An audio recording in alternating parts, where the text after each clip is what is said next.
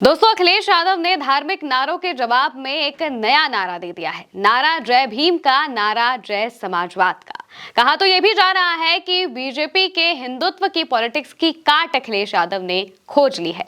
दरअसल बीते दिनों अखिलेश यादव एक न्यूज चैनल के कार्यक्रम में पहुंचे थे। कार्यक्रम में एंकर ने शुरुआत में ही अखिलेश यादव से ऐसा सवाल पूछा जिसके जवाब में उन्होंने जो जवाब दिया है उससे उत्तर प्रदेश की आने वाली सियासत के बारे में बहुत कुछ पता चल रहा है।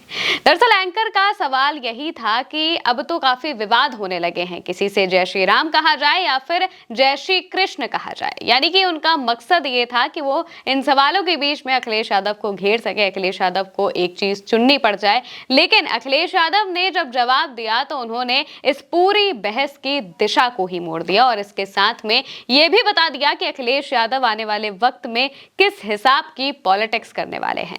अखिलेश यादव ने तुरंत माइक उठाया और कहा, जय भीम जय समाजवाद। यानी कि जिन धार्मिक नारों के सहारे बीजेपी अपनी राजनीतिक रोटियां सेकने की कोशिश करती है, अखिलेश यादव ने बिल्कुल इससे उलट जय भीम और जय समाजवाद का नारा दिया है, जो कि एक बहुत गहरी लाइन है और उत्तर प्रदेश में इसका बहुत महत्व भी माना जाता है।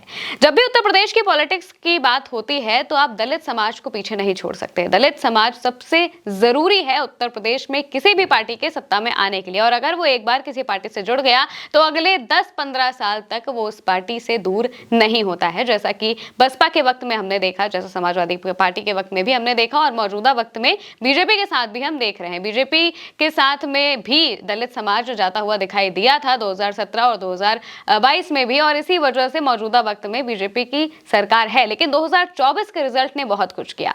2024 में जब संविधान को लेकर बहस छिड़ी और इसमें दलित समाज ने साफ कहा कि संविधान हमारे लिए सबसे ज्यादा जरूरी है, क्योंकि यही एक चीज है जिसने हमें जीने का हक दिया है, जिस वजह से हम जी पा रहे हैं।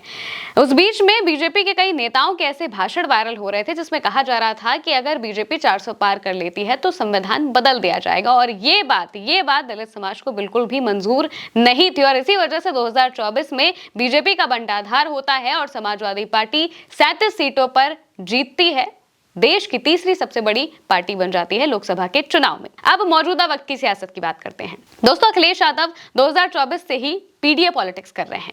पीडीए का मतलब यही कहा जाता है पिछड़ा, दलित और अल्पसंख्यक, लेकिन पी में और ए में अलग अलग समुदायों को भी इंक्लूड करने की कोशिश की जाती है। लेकिन डी का जो वर्ड है, डी में सिर्फ दलित ही है, ये कांस्टेंट है। दलित के अलावा किसी और का नाम इस डी से नहीं जुड़ता है, और इसी वजह से अखिलेश यादव अब इस डी पर ही फोकस करने वाले हैं, दलित समाज पर फोकस करने वाले हैं। दलित समाज एक बार अगर अखिलेश यादव के साथ पूरी तरह से जुड़ गया तो जाहिर सी बात है कि उत्तर प्रदेश की सियासत को पलटना मुश्किल बिल्कुल भी नहीं होगा, क्योंकि दलित समाज का साथ होना सबसे ज्यादा जरूरी होता है। उत्तर प्रदेश में 20 से 21% दलित समुदाय है और यही दलित समुदाय उत्तर प्रदेश में राजनीति की दिशा और दशा को तय करता है।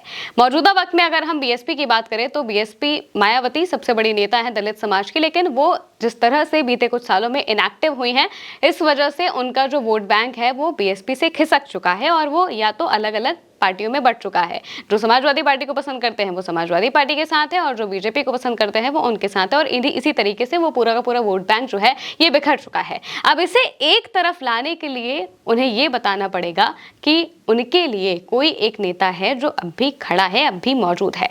जाहिर सी बात है कि बीजेपी ठाकुरों की पार्टी कही जाती है, बीजेपी सवर्णों की पार्टी कही जाती है, वो दलितों की पार्टी नहीं कही जाती है, और इसी वजह से अखिलेश यादव इस पर चोट करने की कोशिश कर रहे हैं। और वो बार बार इस बात को बता रहे हैं कि समाजवादी पार्टी सबको साथ में लेकर चलने वाली पार्टी है और इसमें दलित समाज सबसे पहले आता है, दलित समाज को भी साथ में लेने की बात होती है, और इसीलिए पीडीए का नारा दिया जाता है जिसमें पिछड़ा, दलित, अल्पसंख्यक की बात होती है। अब पिछड़े में पीड़ित भी आते हैं जो किसी भी समाज से हो सकते हैं, और वो जो भी पीड़ित है वो पीडीए है, इस बात को वो कहते रहते हैं। और इसी वजह से अब जब दलित समाज को साथ में लेकर चलने की बात अखिलेश यादव कर रहे हैं, उनके मंच पर दिए गए इस नारे ने आने वाले वक्त की सियासत को तय कर दिया है कि आखिर अखिलेश यादव किस लाइन पर अपनी इस पॉलिटिक्स को चलने वाले हैं 2027 के चुनाव के लिए। चुनाव जीतने के लिए सबसे पहले जरूरी है कि एक जो समुदाय है जो आपके लिए बहुत ज्यादा जरूरी हो सकता है, उसके मन में ये चीज बैठाना कि उनके लिए कोई नेता जरूर खड़ा है और हमेशा उनके लिए आवाज उठाते रहना।